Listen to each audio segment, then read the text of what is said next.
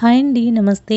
Chocolate bars అదేనండి, chocolate coated vanilla ice క్రీమ్ని ఎలా తయారు చేయాలనేది ఈ వీడియోలో చూద్దాము.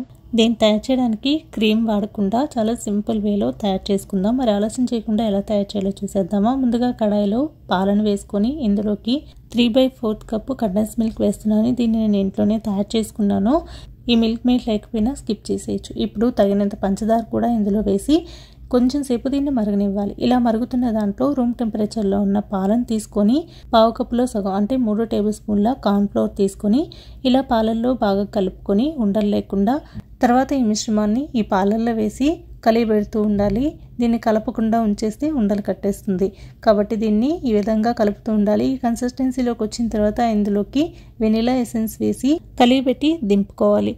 అయితే ఇప్పుడు ఇది ఈ కన్సిస్టెన్సీలో ఉంది కదా, ఇది కొంచెం చల్లారిన తర్వాత మరి కొంచెం దగ్గర పడుతుంది. మీకు ఇంత థిక్నెస్ వద్దు అనుకున్నప్పుడు 2 టేబుల్ స్పూన్లు మాత్రమే కార్న్ఫ్లోర్ని యాడ్ చేసుకోండి. దానివల్ల మంచిగా లోపల వైపు క్రీమీ టెక్స్చర్ అనేది వస్తుంది. ఇలా చేసినా కూడా చాలా రుచిగా ఉంటుంది, ఎలాంటి సందేహం లేదు. స్టవ్ ఆఫ్ చేసి కలిపెట్టిన తర్వాత ఈ మిశ్రమాన్ని ఇలా వడపోసుకోవాలి. ఇలా దీన్ని స్ట్రైన్ చేయడం వల్ల ఎలాంటి మేగడ తరకలు కానీ ఎక్కడైనా చిన్న చిన్న ఉండలు కట్టున్న అవంతా కూడా ఆ స్ట్రైనర్లోనే ఉండిపోయి మనం తయారు చేసిన మిశ్రమం చాలా స్మూత్గా తయారవుతుంది. ఇప్పుడు ఈ మిశ్రమాన్ని ఐస్ క్రీమ్ మౌల్డ్స్లోకి వేసుకుందాము. ఖచ్చితంగా ఇలాంటి మౌల్డ్సే వాడాలని ఏం లేదు. ఈ ఐస్ క్రీమ్కి మీ దగ్గర వేరే టైప్ ఆఫ్ మౌల్డ్స్ ఉన్నా లేదా ఎలాంటి మౌల్డ్స్ లేకపోయినా గ్లాస్లో అయినా కూడా తయారు చేసుకోవచ్చు.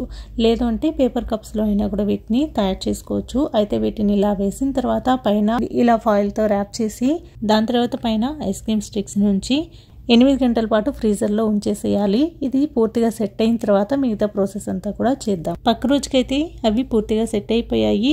అయితే వాటిపైన కోట్ చేయడానికి చాక్లెట్ని మెల్ట్ చేసుకుందాము. దానికోసం చాక్లెట్ని ఇక్కడ డార్క్ చాక్లెట్ కంపౌండ్ అలాగే కొంచెం మిల్క్ చాక్లెట్ కంపౌండ్ కూడా వేస్తున్నాను. దీనివల్ల రుచి చాలా బాగుంటుంది. ఇప్పుడు దీన్ని డబుల్ బాయిల్ పద్ధతిలో మెల్ట్ చేసుకోవడానికి నేను ముందుగా నీళ్ళని ఇలాగా సస్పాన్లో వెయిట్ చేసి ఉంచాను. అయితే ఎప్పుడు మనం చాక్లెట్ని మెల్ట్ చేసినా కూడా ఆ మెల్ట్ చేసే గిన్నె నీళ్ళకి టచ్ అవ్వకుండా ఉండాలి. అంత కిందకి నీళ్ళు ఉంచుకోవాలి. అలాగే ఒకవేళ టచ్ అయ్యేటట్టయితే ఇలాగేదన్నా సపోర్ట్గా పెట్టుకొని దీన్ని మెల్ట్ చేసుకోవాలి. ఇలాగా అది కూడా నీళ్ళు వేడైన తర్వాత లో ఫ్లేమ్లో పెట్టి కొంచెం సేపు చాక్లెట్ మెల్ట్ అయిన తర్వాత స్టవ్ను ఆఫ్ చేసేసేయండి. ఆ నీళ్ళకున్న వేడి మీదే ఈ చాక్లెట్ మెల్ట్ అయిపోతుంది. ఎక్కువసేపు మనం కరిగించడానికి ప్రయత్నించామంటే చాక్లెట్ చాలా గట్టిగా అయిపోతుంది. చాక్లెట్ లోపల ఉన్న మాయిశ్చర్ అంతా కూడా ఆవిరైపోయి ఈ చాక్లెట్ మళ్ళీ మనం ఎలాంటి రెసిపీస్లోనూ వాడుకోలేము, ఉట్టిగా తినాల్సిందే. అది అసలు టేస్ట్ కూడా బాగుండదు. అయితే ఇప్పుడు ఇలా మెల్ట్ చేసుకునే చాక్లెట్ని పొడవుగా ఉన్న గ్లాస్లో వేసాను. అయితే ఇప్పుడు ఇది ఇలా వేడి మీద ఉన్నప్పుడే మనం ముందుగా తయారు చేసి ఉంచిన ఈ ఐస్ క్రీమ్స్ని డిప్ చేసేయాలి. ఇప్పుడు మనం ఫ్రీజ్ చేసి ఉంచిన ఐస్ క్రీమ్స్ని తీసుకొచ్చి రిమూవ్ చేసుకోవాలి. రిమూవ్ చేసే ప్రాసెస్లో మనకి ఒకవేళ రాలేదు అంటే 1 నిమిషం పాటు నీళ్ళలో కానీ ఉంచామంటే ఈజీగా రిమూవ్ అయిపోతాయి.